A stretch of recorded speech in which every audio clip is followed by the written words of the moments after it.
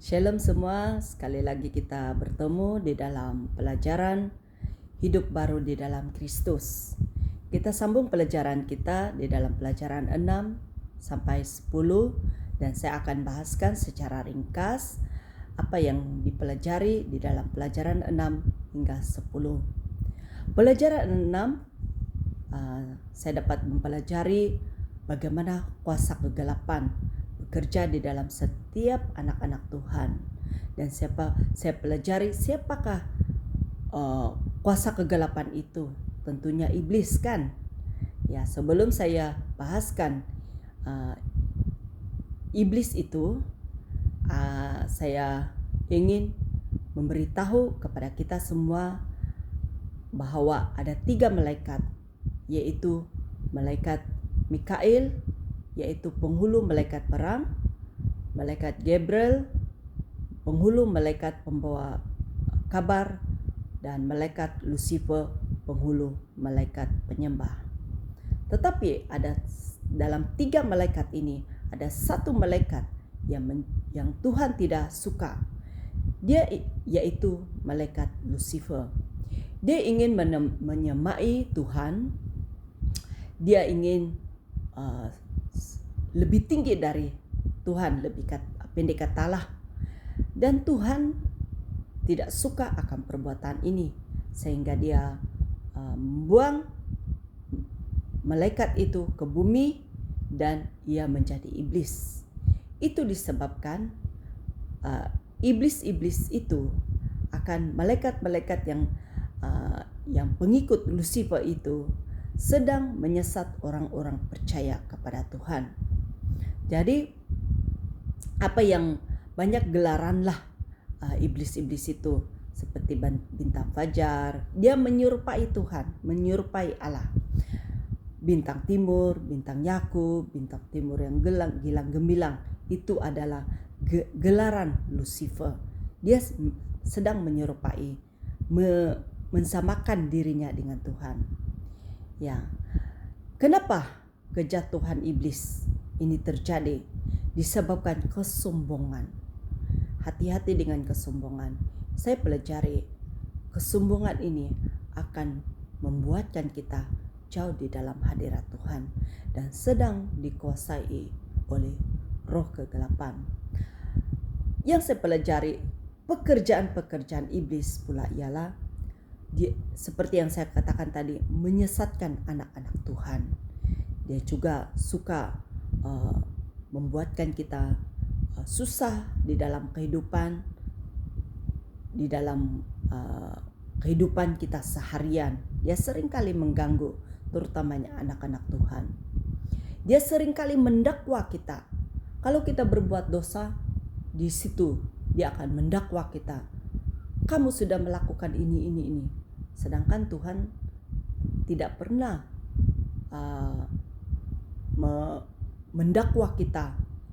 Dia hanya Tuhan kita sangat baik. Dia mengasihi kita. Apa yang Tuhan mau kita ialah kita meninggalkan dosa kita dan berbalik kepada Tuhan, meninggalkan dosa yang mengikat kita. Tetapi iblis tidak, dia mendakwa kita, sehingga kenapa banyak orang bunuh diri sebab dituduh oleh iblis, dirusakkan pikiran oleh iblis. Dia mencuri, membunuh dan membinasakan. Dalam Yohanes 10 ayat 10 mengatakan iblis datang untuk mencuri, membunuh dan membinasakan kepada anak-anak Tuhan yang percaya kepada Tuhan yang benar. Itu adalah pekerjaan iblis, membutakan pikiran. Jadi saya pelajari kita tidak seharusnya percaya kepada seperti nenek moyang kita dahulu, menyembah patung, menyembah pokok, mana yang ganjil-ganjil itu yang disembah. Itu Tuhan sangat tidak berkenan, dia tidak suka, dia menghalang kita untuk tidak percaya kepada hal-hal benda-benda berhala. Ya, itu yang selalu iblis lakukan. Dia menjelma di tempat-tempat seperti tempat-tempat yang saya beritahu tadi, batu yang ganjil-ganjil lah, pendek kata. Jadi kuasa supernatural dan iblis yang selalu dia lakukan dipakai oleh iblis ialah di dalam hal perdukunan, hal-hal macam menggunakan kuasa mantra, ramalan. Bahkan itu di sini saya pelajari paranormal, menggunakan mantra, penglihatan, roh jahat. Ini dulu saya selalu tengok sebab saya rasa pelik. Tapi setelah saya mempelajari ini, kita tidak boleh lihat itu semua. Sebab itu adalah cara iblis untuk memisongkan pikiran kita. Jadi apa yang harus yang iblis coba lakukan ialah meramal menggunakan kad zodiak, seperti yang selalu siapa yang pernah membaca dulu zodiak tarik kelahiran kita, itu dia akan nyatakan di situ. Dan kalau kita percaya itu, kita akan dikuasai oleh roh jahat. Begitu juga dengan tengok ini garis tangan, itu tak boleh. Kita tidak percaya kepada Tuhan, kita tidak boleh pergi kepada peramal-peramal yang melihat garis tangan, itu tak boleh. Itu sangat tak boleh. Dan seperti yoga juga pun, saya ingat dulu yoga itu ialah aktiviti sahaja, aktiviti biasa.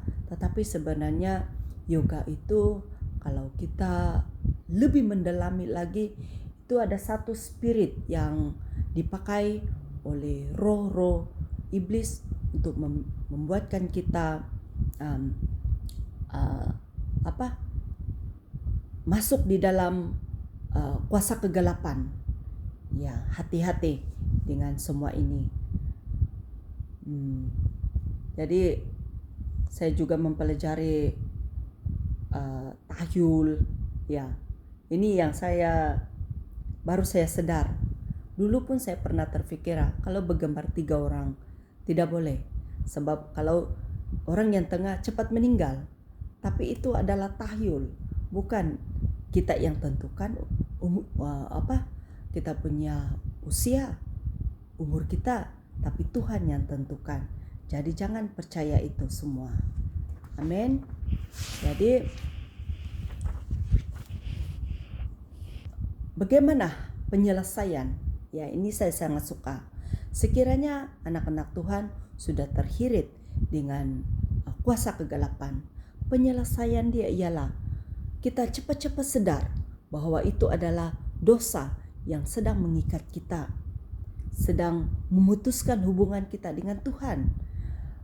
Kita usir roh jahat itu di dalam diri kita, berdoa kepada Tuhan, minta kepada Tuhan supaya kita dibebaskan dari kuasa kegelapan. Mulailah hidup baru di dalam Tuhan. Amin. Dan pelajaran 7, kehidupan doa, ini yang harus kita lakukan apabila kita sudah percaya kepada Tuhan. Kita mulai hidup intim dengan Tuhan melalui doa. Bukan sekejap-sekejap, tetapi kerap kali. Sendirian, kita berdoa bersendirian, sebab kita berdoa kepada Roh Kudus, kepada Tuhan. Dan kalau kita berdoa sendirian, kita merasakan hadirat Tuhan menyertai kita. Dalam mengambil satu keputusan, harus kita doakan. Kita berdoa kepada Tuhan, kita memuji dan mengucap syukur. Kita apabila kita mengalami pencobaan yang berat, kita berdoa. Kita terus berdoa juga kepada orang yang benar. Berbagai macam bentuk doa yang saya pelajari. Ada doa penyembahan, memuji menyembah Tuhan, doa pengucapan syukur, kita bersyukur kepada Tuhan, doa pengakuan. Ini Doa pengakuan, kita mengakui setiap dosa pelanggaran yang kita sudah lakukan. Doa syafaat, ini saya baru tahu pelajari doa syafaat. Ialah maksudnya ialah kita sedang mendoakan pemimpin, pemerintah, kita juga mendoakan musuh-musuh kita. Itu doa syafaat. Kita mendoakan sesama Kristen, orang-orang yang tidak mengenal Kristus. Itu doa syafaat. Doa permintaan, firman Tuhan mengatakan, mintalah maka akan diberikan bagimu. Jadi apa yang kita gumulkan, bukan kepentingan kita tahu, tapi kepentingan kepada anak-anak Tuhan yang lain. Kita minta kepada Tuhan. Doa penyerahan diri, kita menyerahkan diri kita kepada Tuhan. Prinsip-prinsip berdoa yang benar ialah seharusnya kita mesti beriman bahwa Allah itu ada. Allah mendengar setiap doa kita. Allah memberikan doa kita tepat pada waktunya. Kita percaya bagi Tuhan tiada yang mustahil. Pasti kita menjawab doa tepat pada waktunya. Dan kita mengingati bahwa janji-janji Tuhan ya dan amin di dalam setiap doa-doa kita. Kita akhiri doa kita di dalam nama Yesus. Ya, ini sangat berkuasa. Dijawab sesuai kehendak Tuhan. Ya, ini kita jangan meminta sesuai dengan kedagingan kita, tapi kita akhiri dengan doa kita, biar kehendak Tuhan yang terjadi di dalam setiap doa kita, dan kita efektifkan doa kita melalui mengakui dosa dan sedang berusaha hidup dalam ketaatan dalam Tuhan. Dan semestinya kita berdoa tekun dan rajin. Itu yang saya pelajari di dalam cara berdoa. Apa yang menghalangi di dalam terkabulnya doa kita? Ya, tidak mengampuni dosa yang mengikat kita. Seperti yang saya sudah perkatakan tadi, kita harus mengakui dosa kita.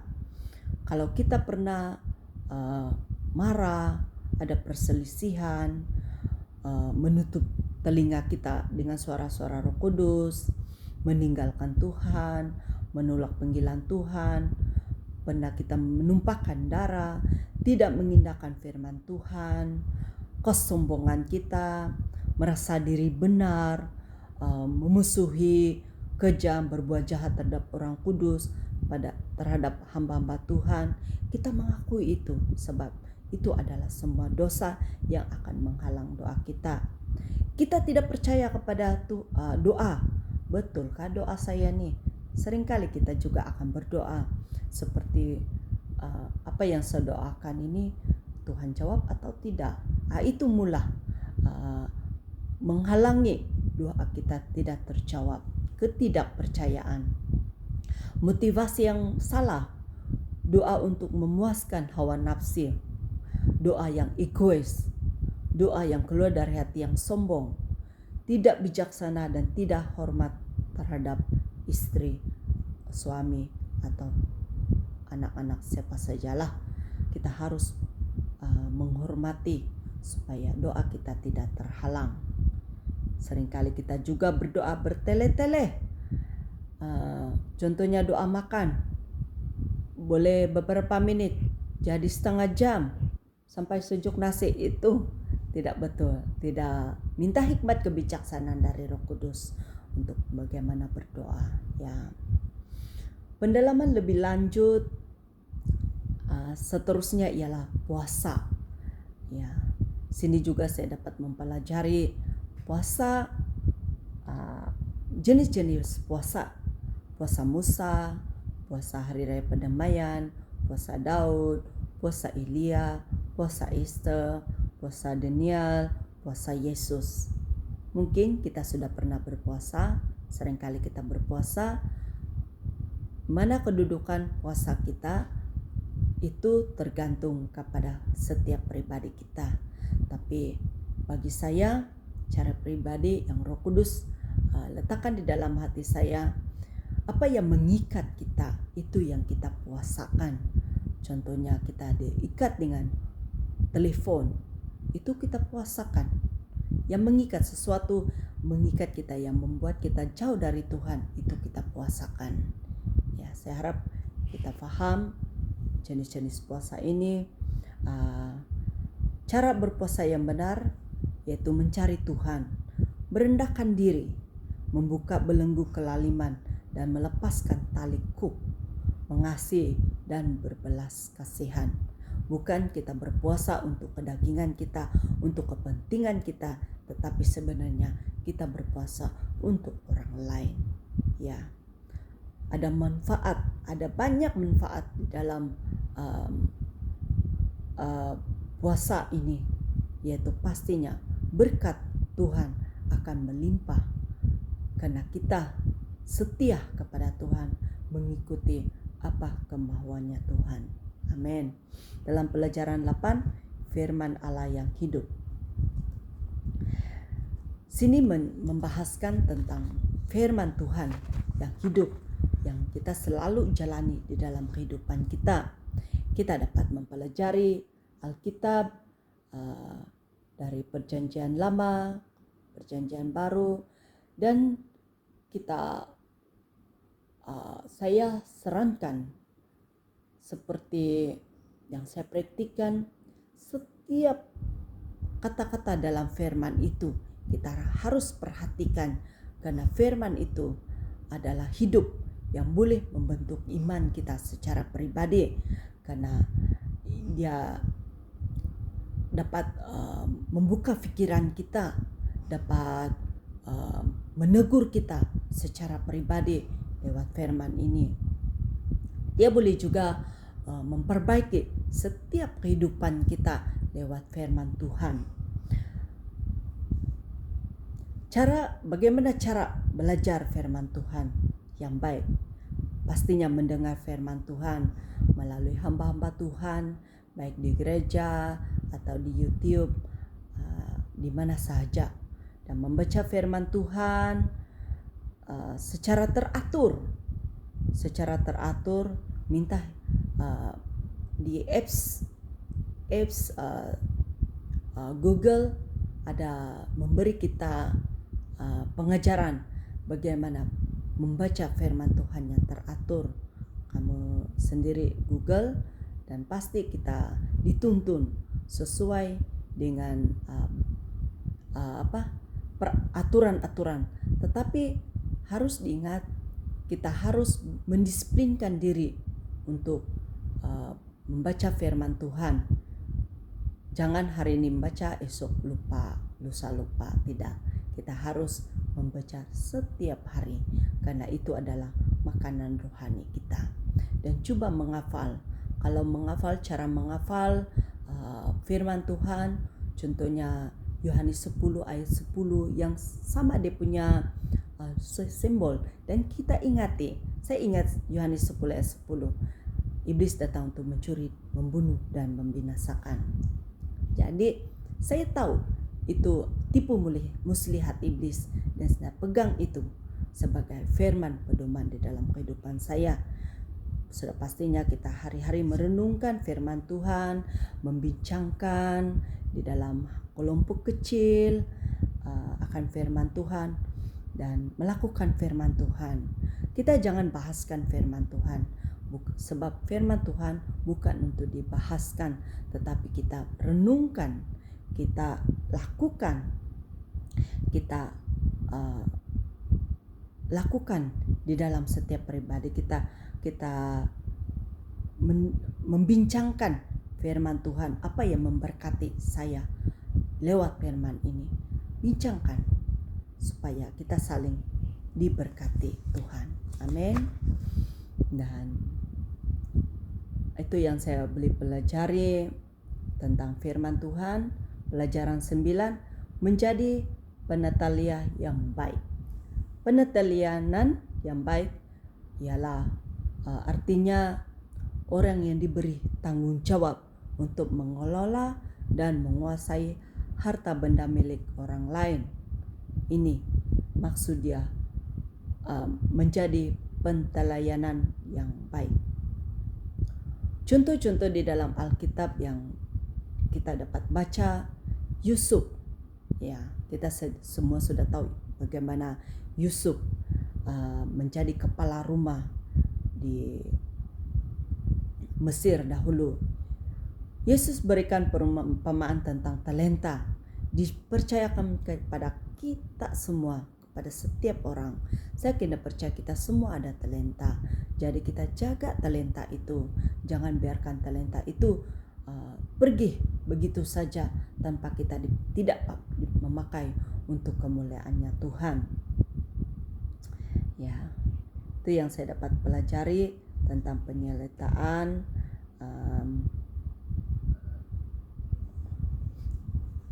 Kita sedia maklum, kita semua pasti diberikan berkat dan karunia yang sudah Tuhan berikan kepada kita semua. Dalam segi keuangan juga dan harta benda, kita harus pandai mengelolakan semua itu. Karena kalau kita tidak pandai mengelolakan, itu akan menjadi kutuk bagi kita. Kita akan menjadi contohnya keuangan itu akan menguasai diri kita, sehingga kita lupa bahwa Tuhan yang memberikan semua itu. Ya.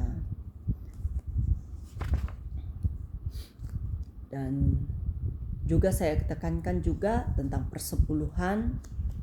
Kita harus memberi kepada Tuhan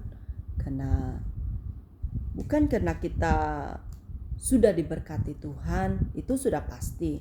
Tetapi lebih dari itu, kita sedang mengasihi Tuhan lewat persepuluhan kita, memberi persepuluhan karena kita mengasihi Tuhan. Ya, itu serba sedikit tentang penatalian kita pelajari dalam dalam pelajaran ini. Penatalian di dalam pribadi kita menjadi penatalianan yang baik di dalam kehidupan kita. Ya. Dan pelajaran 10 peperangan rohani. Kita harus mengenal siapa musuh kita. Kita mengenal musuh kita. Siapa musuh kita sebenarnya? Yaitu kuasa kegelapan iblis yang sedang menipu kita. Kita harus percaya bahwa iblis yang kita lawan itu harus sudah dikalahkan. Iblis tidak perlu ditakuti. Senjata-senjata yang kita harus ada untuk berperang di dalam roh, harus kuat di dalam Tuhan, tinggal di dalam Tuhan. Senjata yang diperlengkapi dengan kuasa Allah sendiri. Itu yang harus kita lakukan. Dua kategori pelengkapan senjata Allah, yaitu ketopong, berbaju zerakan, kehidupan yang benar, berikat pinggangkan kebenaran Tuhan, perisai iman, percaya kita pada Tuhan, dan berkasutkan kerelaan memberitakan Injil. Itu kita harus lakukan untuk masuk di dalam peperangan rohani. Pelengkapan senjata penyerang tentulah firman Tuhan, doa, puasa, kesepakatan, kesaksian, puji-pujian. Darah Yesus sangat berkuasa di dalam hal peperangan. Kita klaim kuasa darah Yesus bekerja di dalam setiap mereka yang dikuasai kegelapan pasti dibebaskan. Apa yang dikatakan oleh darah Yesus? Aku telah membelinya dengan darahku, ya bukan milikmu lagi. Itu kata Tuhan. Aku telah memperdamaikannya dengan Allah oleh darahku. Aku telah membenarkannya dengan darahku. Aku telah menguduskannya dengan darahku. nama Yesus sangat berkuasa. Dan itu yang saya pelajari di dalam pelajaran dari 6 sampai 10 ini, dan saya harap kita dapat mempraktikkan di dalam kehidupan seharian kita agar kita tidak ditakluki oleh kuasa kegelapan dan kita berada di dalam kuasanya Tuhan Yesus. Amin. Sampai situ saja pada kali ini. Semoga kita berjumpa di lain hari. Salam dan selamat, salam sejahtera. Haleluya.